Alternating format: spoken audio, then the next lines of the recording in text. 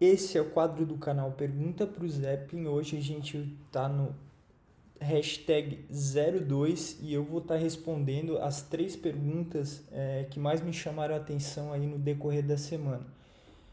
As perguntas são feitas ou pelo Instagram, né, ou aqui pelos comentários no YouTube também.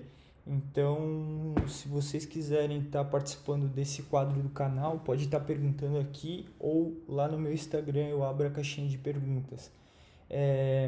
As 3 perguntas dessa semana eu selecionei e vou começar com a questão da previdência privada, que foi a primeira pergunta. Previdência privada, melhores opções atualmente? Eu sinceramente acredito que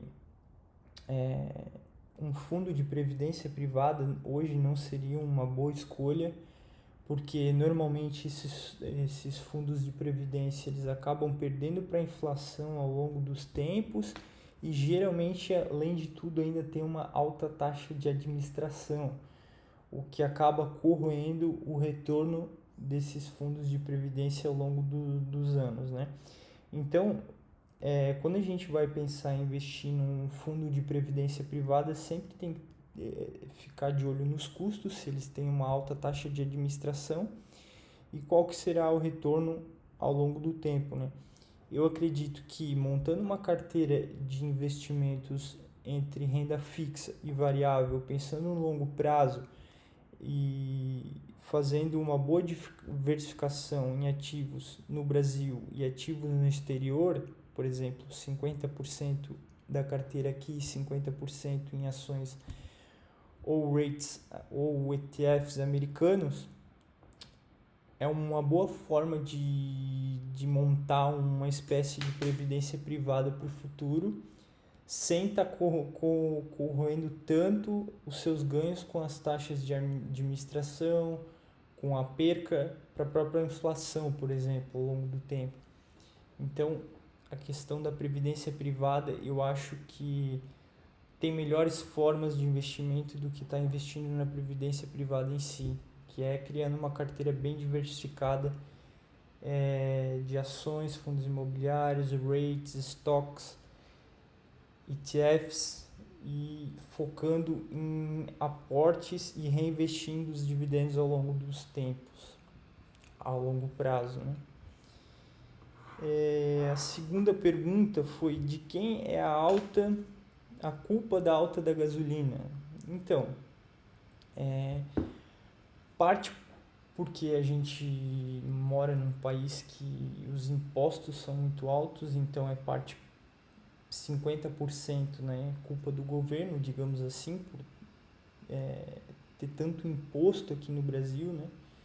Então isso acaba influenciando muito. E a outra parte é que eu creio que a Petrobras ela é um monopólio, ela é a única empresa praticamente que distribui aí, mais de 90% de toda a parte de óleo de gasolina do país inteiro.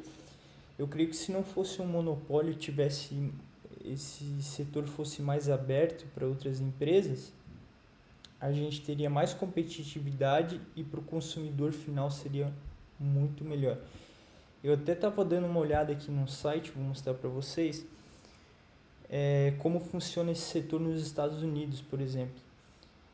Como tem muita competitividade, lá a gasolina costuma ser muito barata. Por quê? Porque é um setor mais aberto, com várias empresas disputando. Para vocês terem uma ideia, essas aqui são as 10 empresas, são as 10 maiores empresas no ramo. Então, elas conseguem estar ali disputando e tendo uma boa competitividade, e isso gera para os clientes, né, para nós clientes, um melhor preço na gasolina, porque a competitividade ela é boa para o consumidor. Então, se pegar só as 10 maiores aqui, já tem a ExxonMobil, Chevron, ConocoPhillips, Phillips 66, EOG Resources, Marathon Petróleo, Valério é gigante. Então, Ocidental Petroleum. Então, todas essas elas estão tentando passar um preço melhor para o consumidor. Como aqui é um monopólio, basicamente é só Petrobras, acaba sendo complicado. Ainda junta com a questão governamental dos impostos, pior ainda, né? Então, esses dois fatores, né? Imposto e por praticamente uma empresa comandar o setor inteiro, né? Que é a Petrobras, no caso. E a terceira pergunta que me fizeram essa semana, que eu separei aqui para vocês, é o que eu acho da desvalorização do real. Então, igual eu respondi já lá pelo Instagram, o que eu penso? Não adianta a gente estar investindo aqui em empresas no Brasil e essas empresas têm uma valorização durante o ano de 10% e você vai ver lá no final do ano o real se desvalorizou 20% perante as outras moedas fortes. Então, o que eu acho? O único meio, a gente não pode estar controlando a questão econômica mundial, a gente não pode estar controlando a questão política que influencia muito o país para baixo, né, negativamente. Então, acho que a única forma que a gente pode estar controlando e melhorando esse cenário para a gente é investindo em moeda forte, investindo no exterior. Como eu falei no começo, o ideal de uma carteira forte é que pelo menos 50%, metade dela, esteja em ativos no exterior em moeda forte, como o dólar, por exemplo. Porque quando ocorre um problema como esse, de alta desvalorização na nossa moeda, no real, o dólar acaba valorizando e as empresas americanas acabam valorizando. Então você ganha de duas formas, com a valorização das empresas e com a alta do dólar também. Então o melhor mecanismo, forma para estar se protegendo com de uma desvalorização alta da nossa moeda, do real, é estar investindo em moeda forte, em empresas americanas, em dólar. Essa é a melhor forma de estar se protegendo aí da desvalorização do real. Não tem muito o que fazer quanto a isso.